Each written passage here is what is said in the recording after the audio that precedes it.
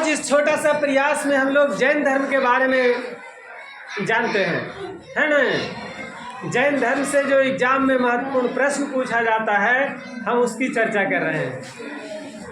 चलिए आइए जैन धर्म के बारे में। जैन धर्म के संस्थापक एवं प्रथम तीर्थकर थे ऋषभदेव, नाम था इनका, है ना।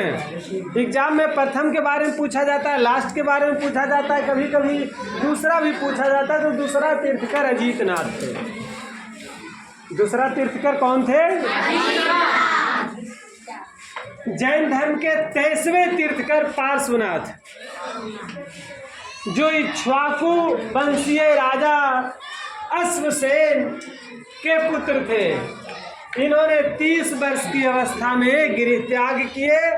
इन्होंने कहा कि हिंसा नहीं करना चाहिए, सदा सत्य बोलना चाहिए, चोरी नहीं करना चाहिए और संपत्ति भी नहीं रखना चाहिए, क्योंकि संपत्ति ही सारी समस्याओं का जड़ है, ऐसा मानना था इनका, है ना।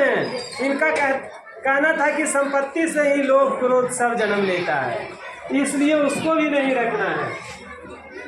जैन धर्म के सबसे प्रमुख हुए महावीर, जो 24वें एवं अंतिम तीर्थकर हुए। इनके बाद जैन धर्म में कोई तीर्थकर नहीं हुए।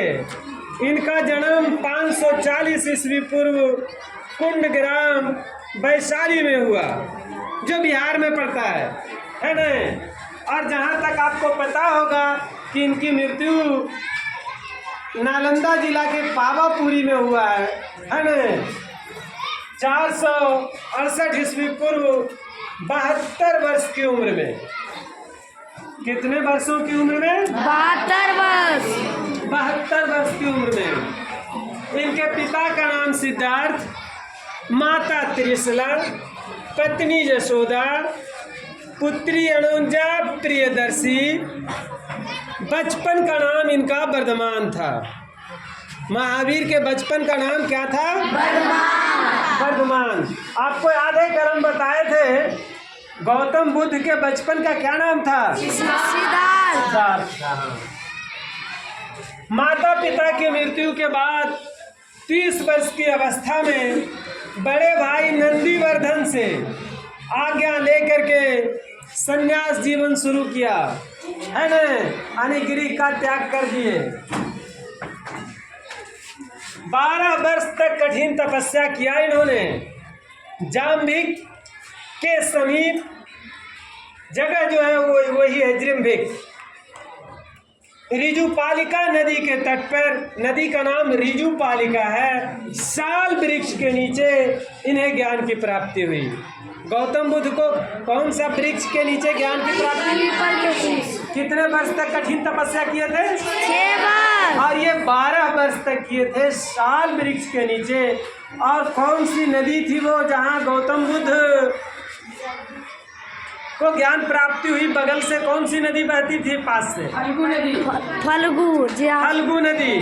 उसको और कौन नाम हम बताए थे? निरंजना नदी, है ना। याद रखिएगा। ज्ञान की प्राप्ति के बाद इन्हें जिन कहा गया, जिसका अर्थ होता है विजेता। अहर्त बने मतलब पूज्य बने। निर्ग्रंथ यानी बंधनहीन, हर तरह के बंधनों से मुक्त हो गए। पहला उपदेश प्राकृत यानी अर्धमागधी भाषा में दिया इन्होंने। मगही भाषा से मिला हुआ भाषा है ना। हमारे आसपास जो भाषा बोली जाती है वो मगही बोली जाती है ना। अर्धमागधी। इनका प्रथम अनुयायी जमाली बने। जमाली जो थे इनका दामाद थे, यानी इनकी बेटी का पति।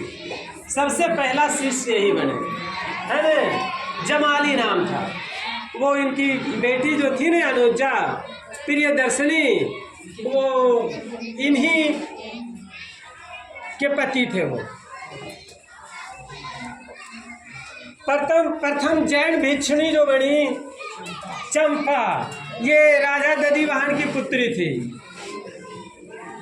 आर्य सुधर्मा ऐसा थेरा बने, मतलब उपदेशक, जो इनके मृत्यु के बाद भी जैन धर्म के दूर दूर तक प्रचार प्रसार करते रहे और फैलाने में महत्वपूर्ण भूमिका भी निभाई। आर्य सुधर्मा नाम था इनका। बाद में जैन धर्म दो भागों में बट गया। एक श्वेतांबर जो स्थूल भद्र के अनुयायी थे, इनके जो शिष्य मतलब मूल क्या कहते हैं कि जैन धर्म का जो अनुयायी थे शीलभद्र और भद्रबाहु। तो शीलभद्र का जो अनुयायी थे वो श्वेतांबर कहलाए।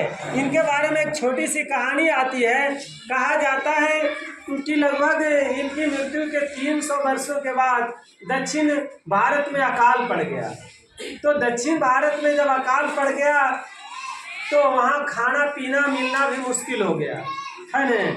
लेकिन धर्म को मानने वाले लोग ऐसी स्थिति आ गई कि बिना कपड़े के रहने लगे, है न। तो बिना कपड़े के रहने लगे। तो जो भद्रबाहु दक्षिण भारत की ओर गए थे, इनका शिष्य सब दिगंबर कहलाए, यानी ये बिना वस्त्र के रहते हैं जैन धर्म में। अभी भी वो कपड़ा नहीं पहनते हैं। और श्वेतांबर जो है ये धारण करते हैं और जैन धर्म के नियम का पालन करते हैं। ये दो भागों में बट गया।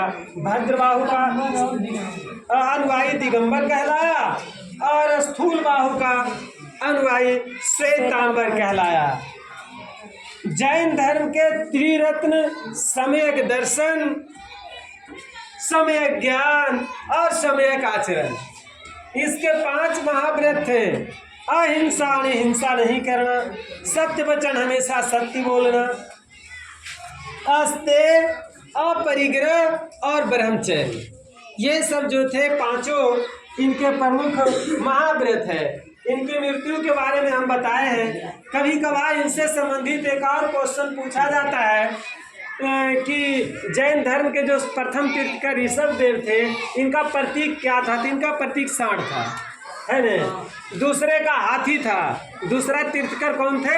अजीतनाथ। देखिए दूसरा अजीतनाथ, है न। इनका सिंबल मतलब प्रतीक हाथी थे। और 24वां जो थे वर्धमान महावीर थे, है न। तो इनका शेर था, ठीक है। तो ये इम्पोर्टेंट क्वेश्चन था जैन धर्म से। तो जैन धर्म से संबंधित और महत्वपूर्ण बातें यदि आगे देखिएगा तो हम लोग जब इसका ऑब्जेक्टिव प्रश्न का वीडियो बनाएंगे ना, तब दिखाएंगे कि किस तरह से आता है। ऐसे जितने सारे महत्वपूर्ण प्रश्न हैं सबको हमने इसमें सम्मिलित किया।